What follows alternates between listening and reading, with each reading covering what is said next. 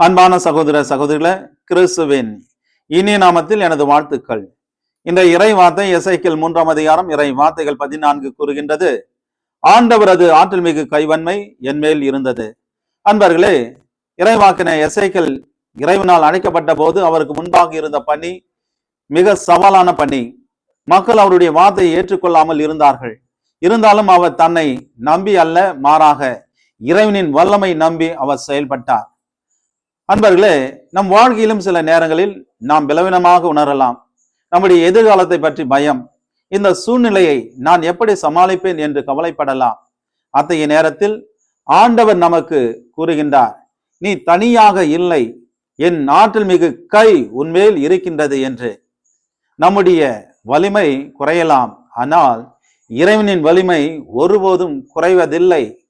நம்மால் முடியாததை இறைவனின் அருளால் செய்ய முடியும். எனவே இன்று நாம் நம்முடைய கவலை ஆண்டவரிடம் ஒப்படைப்போம், நம் வாழ்க்கையை ஆண்டவரிடம் ஒப்படைப்போம். ஆண்டவரே, என் வலிமை நீரே, என் வாழ்க்கையை உமது கரத்தில் ஒப்படைக்கின்றேன் என்று நம்பிக்கையோடு ஜெபிப்போம். ஜெபம். எங்கள் அன்பின் ஆண்டவரே, எங்கள் பலவீனங்களில் உமது ஆற்றலை தந்ததுக்காக நன்றி.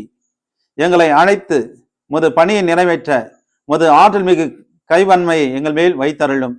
பயப்படாமல் நம்பிக்கையோடு ஒவ்வொரு நாளும் உம்மை பின்பற்றி வாழ அருள் தாரும். இயேசுவின் தூய நாமத்தில் உம்மை பார்த்து ஜெபிக்கின்றோம். ஜெபம் கேளும் எங்கள் நல்ல பிதாவே, ஆமேன். அன்பர்களே, என் வலிமை குறைந்தாலும் ஆண்டவரது ஆற்றல் மிகு கை என் மேல் உள்ளது என்பதை நம்புவோம். எல்லாம் வல்ல அன்பிறைவன், தந்தை, மகன், தூய ஆவியார் உங்களை ஆசீர்வதிப்பாராக.